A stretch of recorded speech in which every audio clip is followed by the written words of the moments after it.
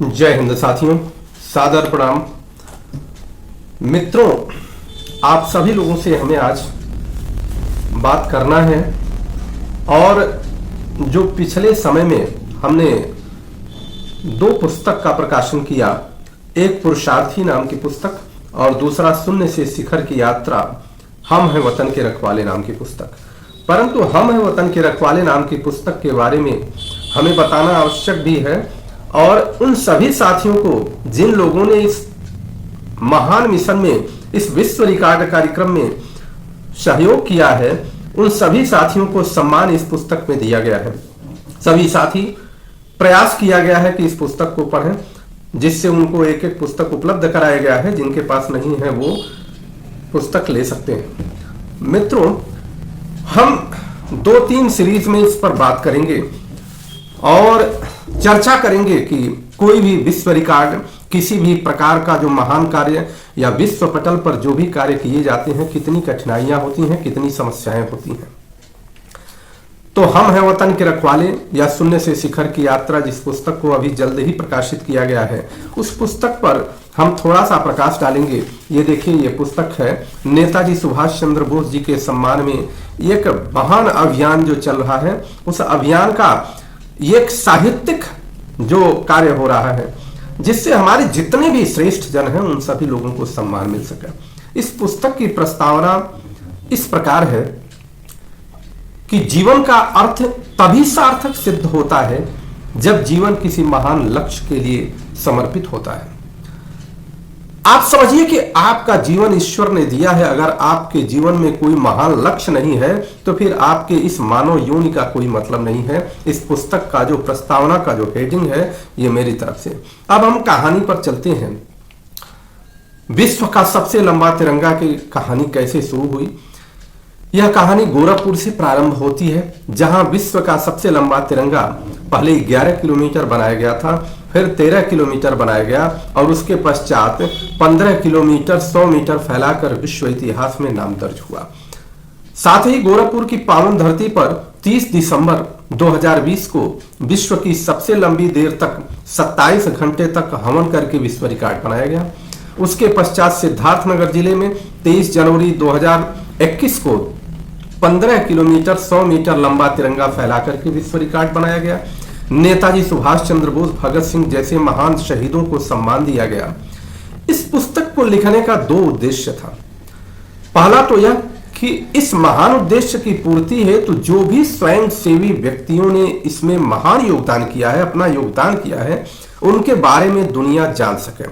दूसरा, इसके माध्यम से भारत के युवाओं को तथा उन लोगों को प्रेरणा मिल सके कि जो किसी भी कार्य को असंभव समझते हैं, परंतु यह बताना कि आपका दृढ़ विश्वास हो, अगर दृढ़ निश्चय अगर आप कर लेते हैं तो किसी भी कार्य को आप पूरा कर सकते हैं। इस पुस्तक के माध्यम से बहुत सारी कठिनाइयां जो आई, उन कठिनाइयों को इस पुस्तक में डाला गया है। और आप समझ सकते हैं कि जब भी कोई व्यक्ति, एक ऐसा व्यक्ति, अतना सा व्यक्ति जो सामान्य सा व्यक्ति है कि दुनिया में की बात छोड़ दीजिए, उसके घर के अगल बगल का कोई नहीं जानता, वह व्यक्ति एक ऐसे संकल्प के साथ अपने साथियों को लेकर के 4-4 विश्व रिकॉर्ड बनाया जा सकता है, तो फिर आप क्यों नहीं कर सकते? निश्चित कर सकते हैं, बशर्ते आपका दृढ़ विश्वास होना चाहिए, दृढ़ निश्चय होना चाहिए और मिटने तक की आपकी क्षमता होनी चाहिए कि या तो हम अपने कार्यों को पूरा करेंगे या तो मिट जाएंगे।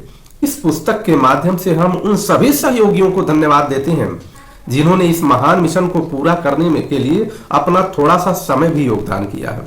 यह पुस्तक नेताजी सुभाष चंद्र बोस जी को समर्पित है।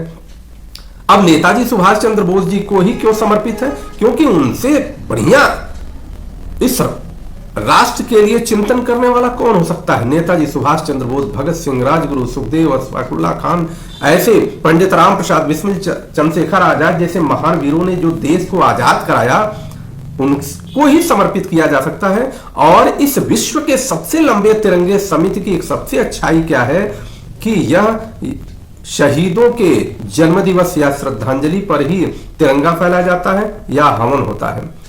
अब इसके पश्चात इस महान मिशन को विश्व स्तरीय कैसे बनाया जा सकता है, इस पर हम सबसे बड़ी बात है धन्यवाद करते हैं गोरखपुर के संपादक जो स्थानीय संपादक उस समय थे, श्री आशीष त्रिपाठी जी हिंदुस्तान के संपादक थे, उन्होंने इस बड़े सामान्य व्यक्तियों के साथ चलने वाला ये महान कार्य जो विश्व पटल पर सम्मानित करके अपने समाचार पत्रों में फ्रंट पेज पर प्रकाशित किया, जिसके कारण आज पूरी दुनिया इसको जानती है। साथ ही दैनिक जागरण समाचार पत्र ने भारत के भाग्य विधाता पेज पर इसे प्रकाशित करके और भी सम्मान दिया। अमर उजाला के श्री संतोष जी और श्री राजीव दत्त जी को, इन सभी लोगों को बहुत बहुत धन्यवाद है इस पुस्तक को प्रकाशित, इस महान मिशन को कार्य करने के लिए। अब हम बात करते हैं कि कैसे इस मिशन की योजना बनी। सोचिए, हम लोग चिंतन करते थे, अब जब हम पुस्तक के दूसरे पृष्ठ पर जाएंगे, दूसरी जगह पर जाएंगे, तो आप देखिए इसमें जो मुख्य हेडिंग है, मनुष्य जब संघर्ष को दूर से देखता है तो उसे सफलता पर अविश्वास पैदा हो जाता है, दूर से देखने पर। परंतु जब आप संघर्ष करने लगेंगे, संघर्ष करते समय सफलता में विश्वास पैदा होता है कि हम भी सफल हो सकते हैं। मैं बचपन से ही नेताजी सुभाष चंद्र बोस, भगत सिंह इत्यादि महान शहीदों का मैं बहुत ही प्रिय था और इनके बारे में चिंतन करता था। कविताएं, संगीत इत्यादि के माध्यम से जो भी बाल्यावस्था के कार्य होते थे वो करता था। परंतु एक बार एक ऐसी घटना घटी कि एक टीवी चैनल पर आ रहा था कि इन महान शहीदों को शहीद का दर्जा नहीं है। इस पर चिंतन हुआ कि हम क्या कर सकते हैं इतने बड़े देश में और इन महान शहीदों को शहीद का दर्जा नहीं है। तो इस पुस्तक के जो दूसरे वाले पृष्ठ पर आप देखेंगे कि दूसरे वाले नंबर पर कि बहुत सारे कार्यों को संपन्न करने के बाद अब वह समय आ गया जब हम लोग विश्व इतिहास बनाने वाले थे। अब यह हुआ कि आखिर में हमारा जीवन क्यों बना, हमें ईश्वर ने इस सुंदर जीवन को क्यों दिया है? क्या खा करके कमा करके केवल मर जाने के लिए दिया है? हमने क्या अपने समाज, अपने राष्ट्र के लिए कुछ किया है? ऐसा चिंतन जब हुआ तब यह हुआ कि हमें नेताजी सुभाष चंद्र बोस, भगत सिंह, राजगुरु सुखदेव जैसे महान जो क्रांतिकारी थे, जिन्होंने फांसी पर, सोचिए कल्पना करिए कि वह जानबूझ करके जिन्होंने अपना बलिदान दिया, उनके लिए कुछ करना चाहिए। हम तो देश के लिए कुछ नहीं कर पाए, परंतु उनके लिए जरूर करना चाहिए जिन लोगों ने इस देश के लिए अपना सब कुछ बलिदान दिया। अब ये बात हुआ कि ये होगा कैसे, हम कर क्या सकते हैं? भाई देखिए, कोई भी काम या तो आपकी बौद्धिक क्षमता से हो सकती है या दुनिया जान सके कि इस पर कोई चिंतन हो रहा है, इस पर हो सकता है। तो हम लोगों ने चिंतन किया कि नेताजी सुभाष चंद्र बोस जी ने तिरंगा, पहली बार जो तिरंगा था अंडमान निकोबार फहराया था, तो तिरंगे को लेकर के कार्य करेंगे और दुनिया का सबसे लंबा तिरंगा बनाएंगे, जिससे इसका प्रभाव क्या होगा कि पूरी दुनिया ये जानेगी, पूरी दुनिया को झकझोरा जाएगा, वो जानेगी कि शहीदों के लिए। और आज उसका फल देखने को मिल रहा है कि गोरखपुर ही नहीं, पूरे भारत में जो तिरंगा मिशन की बात है, तिरंगा की बात हो रही है, वह यही इसी मिशन की देन है। आप उठा करके गूगल इत्यादि सर्च कर लीजिए कि 2015-16 के पहले कहां तिरंगा की बात होती थी। इतना ज्यादा राष्ट्रध्वज हर जगह फहराया जाता था, फहराया जाता था, परंतु इतने ब्रॉड स्पेक्ट्रम में ऐसा नहीं होता था। तो इसके लिए हम लोगों ने सबसे पहले पंत पार्क में बैठक किया, उसमें 6 लोग उपस्थित थे। 6 लोगों में जब चिंतन यह हुआ तो सबने ये सोचा कि ऐसे कैसे हो सकता है, इतना बड़ा तिरंगा फहराना तो बड़ा कठिन है, फहराना छोड़िए बनाना बहुत कठिन है। तो और भी जब दूसरी मीटिंग हम लोगों ने किया तो दूसरी मीटिंग में 25 लोग उपस्थित हुए। कुछ लोगों ने सहयोग भी दिया, सहयोग में बहुत सारे लोग, और सहयोग सबसे बड़ा सहयोग 500 रुपए का था। वो 500 रुपए का सहयोग करके हमको लगता है कि पहले दिन कुछ रुपए इकट्ठा हुए, सहयोग भी दिया।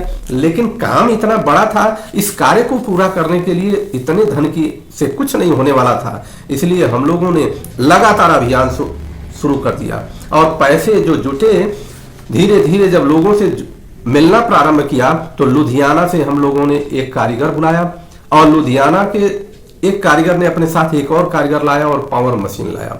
और उसके बाद यह होने लगा कि जब तक तिरंगे की सिलाई नहीं होगी तब तक जो है कि लोग इस पर विश्वास नहीं करेंगे।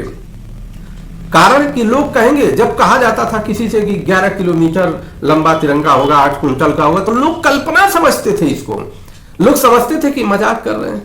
8 कुंटल का तिरंगा कोई बना पाएगा, 11 किलोमीटर का तिरंगा। लेकिन यह हुआ कि जब सिलाई प्रारंभ कर देंगे तो जो लोग कहेंगे कि मजाक है, तो उनसे आप कहेंगे कि भाई आकर के आप देख लीजिए। तो किसी ने ठीक बात कही है कि अगर शिद्दत से चाहो तो पूरी कायनात तुम्हारे लिए कार्य करने के लिए तत्पर हो जाती है और तुम्हारी इच्छा शक्ति को पूर्ण करने के लिए अपना कार्य करने लगती हैं। मतलब ईश्वर भी तैयार हो जाता है अगर आप शिद्दत से चाहें किसी कार्य को पूरा करने के लिए।